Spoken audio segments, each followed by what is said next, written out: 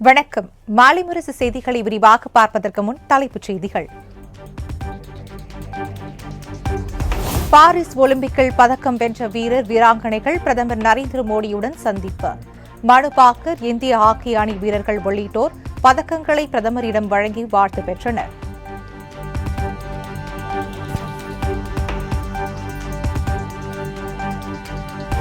நாட்டின் 78வது சுதந்திர தின விழா கொண்டாட்டம் கோலாகலம். டெல்லி செங்கோட்டையில் 11வது முறையாக தேசிய கொடியை ஏற்றினார் பிரதமர் மோடி.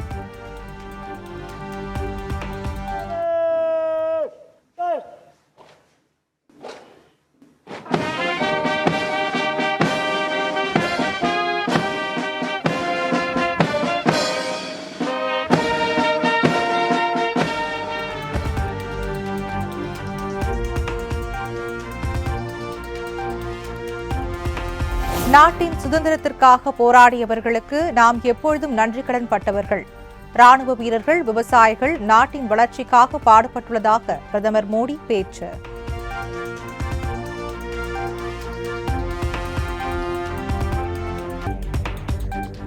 இந்தியாவை வல்லரசாக்கும் கனவை 2047ஆம் ஆண்டிற்குள் நாம் நிறைவேற்ற வேண்டும் என பிரதமர் மோடி உறுதி. 140 கோடி இளைஞர்களும் ஒன்று சேர்ந்து தீவிரமாக உழைக்க வேண்டும் என பேச்சு.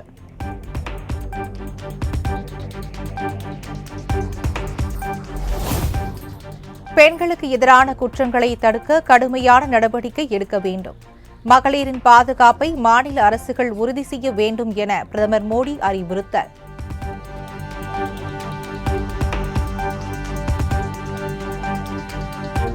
சென்னை கோட்டை கொத்தளத்தில் தேசிய கொடியை ஏற்றினார் முதலமைச்சர் மு.க.ஸ்டாலின்.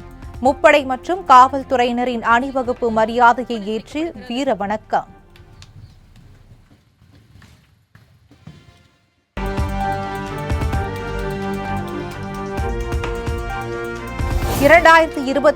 ஜனவரி மாதத்திற்குள் சுமார் 75,000 அரசு பணியிடங்கள் நிரப்பப்படும் என முதலமைச்சர் மு.க.ஸ்டாலின் அறிவிப்பு. திமுக ஆட்சி பொறுப்பேற்று 3 ஆண்டுகளில் 65,000 இளைஞர்களுக்கு அரசு பணி வழங்கப்பட்டுள்ளதாகவும் பெருமிதம். ஏற்கனவே நான் அறிவித்திருக்கிறேன். அதன்படி வரும் 2026ஆம் ஆண்டு ஜனவரி மாதத்திற்குள் 75,000க்கும் மேற்பட்ட அரசு பணியிடங்கள் நிரப்பப்படும் என்பதையும் உபகையுடன்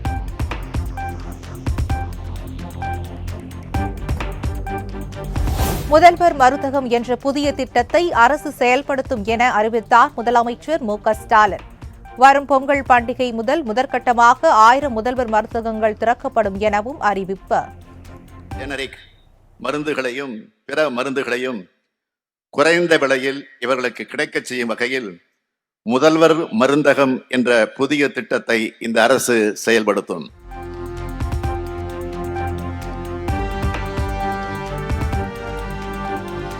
ஓய்வு பெற்ற ராணுவ வீரர்கள் பயன்பெறும் வகையில் முதல்வரின் காக்கும் கரங்கள் திட்டம் செயல்படுத்தப்படும் என முதலமைச்சர் உறுதி. விடுதலை போராட்ட தியாகிகளுக்கான மாதாந்திர ஓய்வூதியம் 21,000ஆக உயர்த்தப்படும் என அறிவிப்பு. ஓய்வு பெற்ற முன்னாள் படைவீரர்களது பாதுகாப்பான வாழ்க்கையை உறுதி செய்திடவும் வாழ்வாதாரத்தை மேம்படுத்திடவும் முதல்வரின் காக்கும் கரங்கள் என்ற புதிய திட்டம் அறிமுகப்படுத்தப்படும்.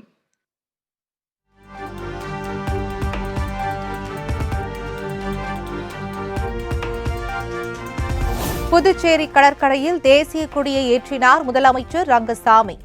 பல்வேறு துறைகளில் சாதனை படைத்தவர்களுக்கு பதக்கம் வழங்கி கௌரவிப்பு.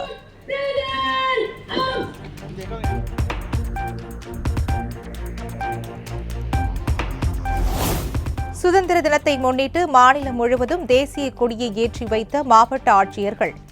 காவல்துறையின் மிடுக்கான அணிவகுப்பு மரியாதை.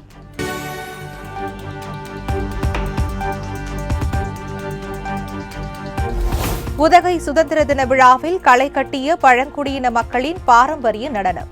வெடிகுண்டு நிபுணர்களின் மோப்ப நாய்களான சாகச நிகழ்ச்சிகளை கண்டு சுற்றுலா பயணிகள் உற்சாகம்.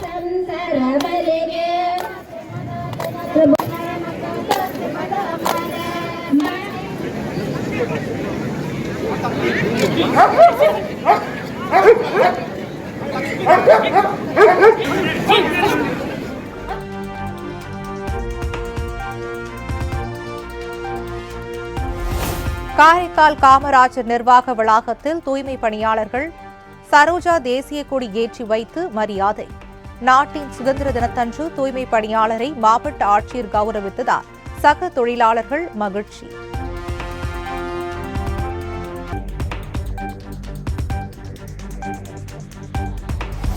செய்யாறு மேல்மாத் சிப்காட் நிர்வாக திட்டத்திற்கு கிராம பொதுமக்கள் எதிர்ப்பு.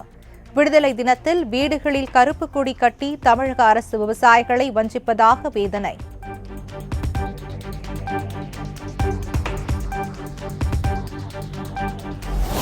சூலூர் விமானப்படை தளத்திற்கு எதிராக கிராம சபை கூட்டத்தில் தீர்மானம் நிறைவேற்றம். விரிவாக்க திட்டத்தை ரத்து செய்யாவிட்டால் மாபெரும் போராட்டம் என கிராம மக்கள் அறிவிப்பு.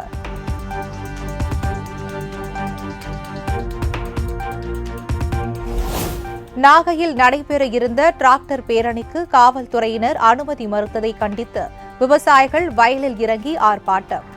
நெல்லுக்கு குறைந்தபட்ச ஆதார விலை மற்றும் டெல்லியில் போராடிய விவசாயி மீது போடப்பட்ட வழக்கை திரும்பப் பெற வலியுறுத்தல்.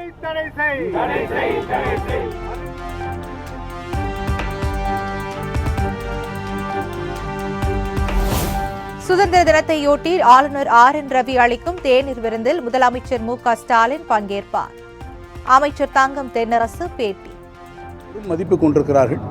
எனவே அரசினுடைய சார்பில் அரசினுடைய நிலைப்பாடு என்னவென்றால் அவருடைய பதவிக்கு அவருடைய பொறுப்பிற்கு மதிப்பளிக்கக்கூடிய வகையில் ஆளுநர் கொடுத்திருக்கக்கூடிய இந்த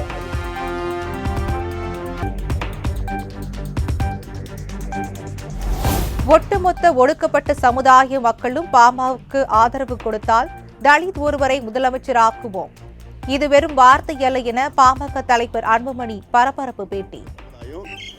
எங்களுக்கு ஆதரவு கொடுத்தா நிச்சயமா நாங்கள் ஒரு தலித் சமுதாயத்தை சார்ந்தவர் முதலமைச்சரை நாங்கள் ஆக்குவோம்.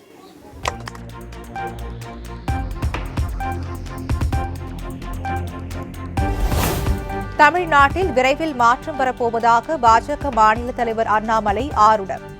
2026 கோட்டையில் தேசிய கொடியேற்ற தமிழக மக்கள் வாய்ப்பளிப்பார்கள் எனவும் நம்பிக்கை.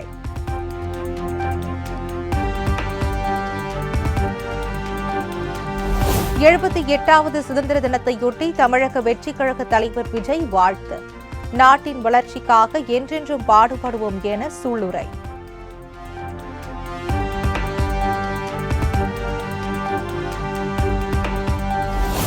தேசிய மகளிர் ஆணைய உறுப்பினர் பதவியிலிருந்து விலக யாரும் அழுத்தம் கொடுக்கவில்லை என நடிகை குஷ்பு விளக்கம்.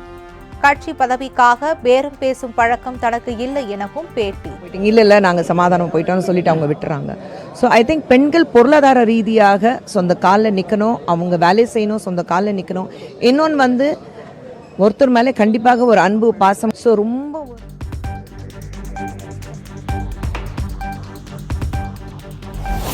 வேளாங்கண்ணி திருவிழாவையொட்டி நெல்லை எழும்பூர் இடையே வரும் 24 முதல் செப்டம்பர் 6ஆம் தேதி வரை சிறப்பு ரயில்.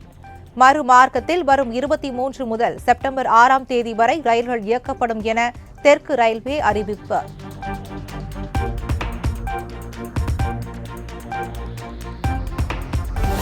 கிருஷ்ணகிரி மாவட்டம் ஓசூரில் வரலட்சுமி நோன்பையொட்டி பூக்களின் விலை கிடுகிடு உயர்வு. குண்டுமல்லி 1800 ரூபாய்க்கும் கனகாம்பரம் 2400 ரூபாய்க்கும் விற்பனை.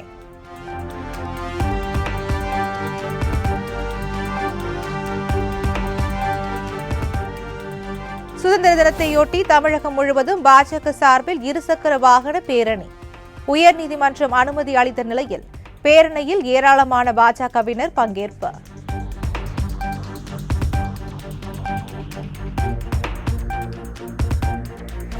கடலூரில் தனியார் பேருந்து ஓட்டுநரிடம் வாக்குவாதத்தில் ஈடுபட்ட சேரன் மீது காவல் நிலையம் புகார். பேருந்தை வழிமறித்த சேரன் மீது நடவடிக்கை எடுக்க தனியார் பேருந்து உரிமையாளர்கள் சங்கம் கோரிக்கை. முன்கூட்டியே விடுதலை செய்ய கோரி கைதிகள் தரப்பில் அளிக்கப்பட்ட விண்ணப்பங்களை பரிசீலித்து நடவடிக்கை எடுக்க வேண்டும். தமிழக சிறைத்துறை டிஜிபிக்கு சென்னை உயர்நீதிமன்றம் உத்தரவு.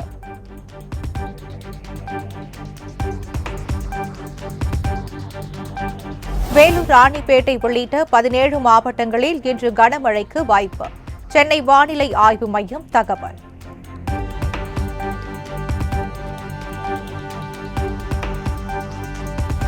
நீலகிரி கோவை மாவட்டங்களுக்கு மிக கனமழைக்கான ஆரஞ்சு நிற எச்சரிக்கை. சென்னை வானிலை ஆய்வு மையம் தகவல்.